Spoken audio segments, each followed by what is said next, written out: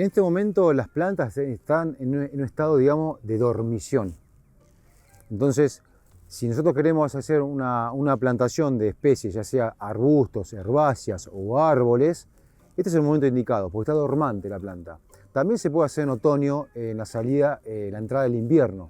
¿Por qué? Porque la planta en sí está con toda su digamos, la movilización de sus nutrientes. Entonces, cualquier herida que pueda haber, la planta la puede cicatrizar fácil.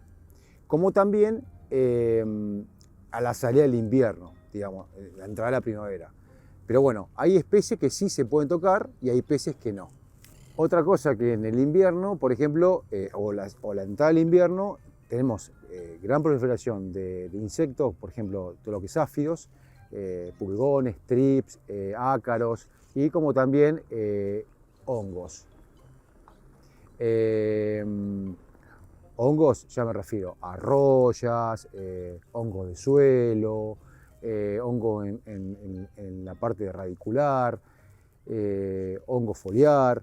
Entonces, ese tipo de enfermedad aparece generalmente antes del invierno, cuando las condiciones son apropiadas, temperatura y humedad, como también a la salida del invierno. Entonces, hay plantas que son muy susceptibles a eso y al momento de plantar hay que tener mucho cuidado. Una de las cosas más digamos, para propagar ese tipo de enfermedades a la hora de plantar es la esterilización de las herramientas, que es fundamental.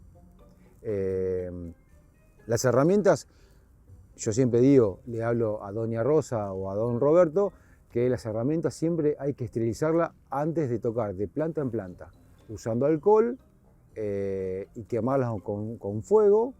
Ahí esterilizamos todo, o a veces agua lavandina, digamos, ¿no? Primero, habría que definir lo que es un árbol, que la gente por ahí no sabe identificar lo que es un árbol y un arbusto. Hay árboles que se pueden comportar como arbusto, con respecto usando las podas adecuadas.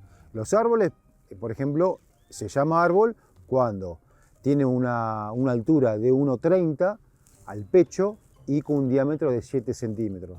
Ya eso se considera árbol, porque hay gente que, según el lugar donde vive, ya sea un departamento o bien alejado de la periferia de la ciudad, ponen árboles dentro de las casas o ponen coníferas también. Tengo casos muy recientes que hay lugares que en barrios muy chicos han puesto coníferas. Los ciprés columnar, por ejemplo, o el ciprés de cementerio, lo han usado como para, en su momento, capaz que cuando recién comenzaba a poblacionar, digamos, la ciudad, para tapar o frenar un poco el viento, ponían ese tipo de especies.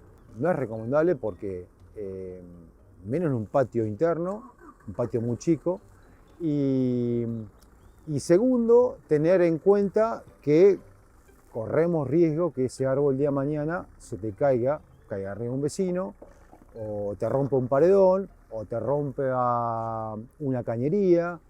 Bueno, hay especies específicas para la parte, digamos, de la parte peatonal, o la parte, si es una parte como estamos acá, que ya sabemos por qué cómo llegó, este es el caso particular de Bahía Blanca, ¿no? Se puso una gran población de especies de eucalipto en su momento, para las inundaciones. Esto generaba como un pulmón, digamos, hídrico, ¿no? Para absorber la cantidad de agua que venía del arroyo. La acacia bola en su momento fue una planta que pintorescamente era linda porque era una acacia muy redondita, era un híbrido, y la gente, no digo por moda, pero sí seguramente hubo algún diseño a largo plazo para poner esos árboles, que estaban fantásticos, pero bueno, el tema fue después en el control de esa planta, la mantención de esa planta. O sea, no se generaron la gran poda de rejuvenecimiento, no hubo podas de formación, no hubo poda de asegurar ese árbol para que no llegue a mayores, ¿no? Especies que sean, a mi criterio, que me gusten. Primero tengo que tener en cuenta ¿Me gustan las hojas? Bueno, el árbol, si es caduco, vamos a tener hoja en otoño. Hay que tener en cuenta el sexo de esa especie. Hay especies que tienen sexo masculino en un pie y otras tienen el sexo femenino en otro pie y otras especies tienen el mismo sexo en el mismo pie. Entonces, hay muchos frenos, por ejemplo, que cuando fructifica tenemos ese fruto que es una sámara, ¿no? Que lo tenemos en el otoño volando por todos lados. Digamos, acá cerquita de la radio hay fresnos que tienen, ¿no? Se inunda. Bueno, ellos germinan en todos lados, germinan en las canaletas, en los techos, es la manera de propagación de la planta. Hay que tener en cuenta eso. También si queremos tener un árbol, tener en cuenta la parte radicular. Como tercer punto también hay que tener en cuenta si tiene flor o no tiene flor. Hay especies hay personas que no les gustan las flores, por ejemplo. Tenemos el jacarandá que arranca a florecer a partir de noviembre y tenés la última floración que la tenemos casi en marzo. A mí me encanta, hay gente que le encanta, pero bueno, hay gente que no le gusta. Flores por todos lados, como también el apacho.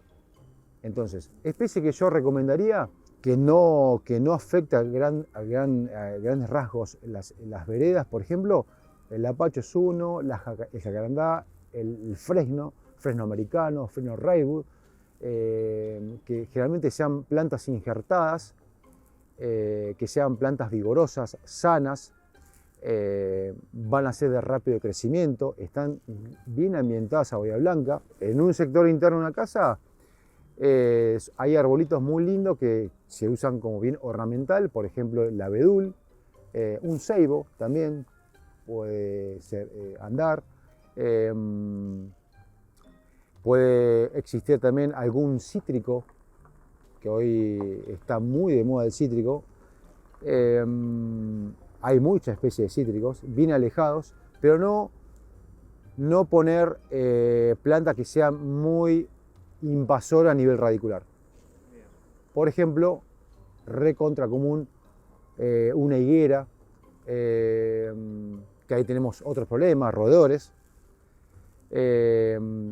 Poner sauces, tampoco, porque el sauce requiere mucha agua y a su vez si no tiene agua, la planta automáticamente por hidrotropismo empieza a buscar y se mete en las cañerías y rompemos todo, los vecinos y nuestras casas.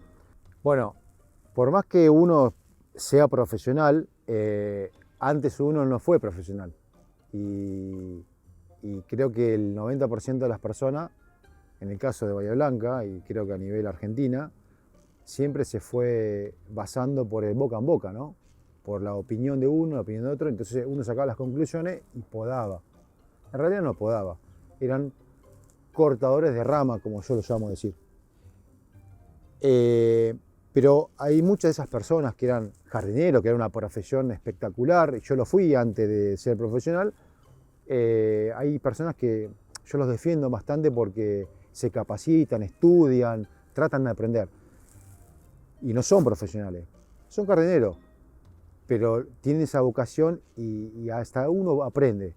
Pero hay personas que no, y lo hacen, ¿por qué? Porque necesitan el dinero y no solamente, no vamos a echar la culpa a esa persona, sino al que lo contrata.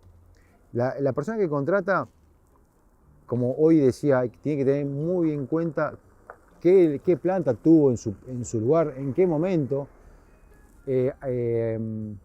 asesorarse bien con los viveristas. El tema del cuidado y el mantenimiento, hay que, una vez que tengan a esa persona, ¿no? que esté, digamos, adecuada y que tenga los conocimientos básicos de una poda, hay que tener bien en cuenta qué tipo de poda va a ser. Si son podas de formación, si son podas de rejuvenecimiento, si hay refaldados, que lo que hace es levantar la copa del árbol. Otra cosa es la formación, es darle forma a la copa para que le entre luz, le entre aire y no el día de mañana sufra una enfermedad, ya sea fúngica o alguna plaga. De rejuvenecimiento, ahí vemos plantas o arbolitos o arbustos que dicen, lo correctamos.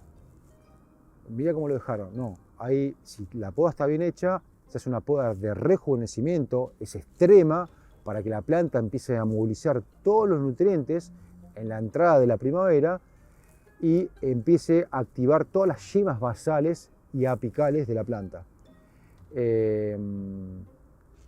También hay que tener en cuenta las podas en altura. A veces hay árboles que hay que bajarlos. Podas de limpieza, ver ramas que estén a punto de caerse o ramas que generalmente se ven verdes pero por dentro están enfermas porque bueno, pues fueron atacados por insectos xilófagos, que son insectos que van por adentro de la corteza del árbol y llega un momento que queda como un corcho, para que la gente lo entienda. Entonces esa rama, que puede llegar a pesar grandes kilos, con el viento, los vientos predominantes que tenemos que tener en cuenta, que eso hay que tener en cuenta, que me olvidé decirlo, los vientos y las temperaturas extremas, que no se caiga esa rama y perjudique un auto, una persona, una casa, y que la idea es que si hay un profesional en el medio, evitemos todos esos problemas.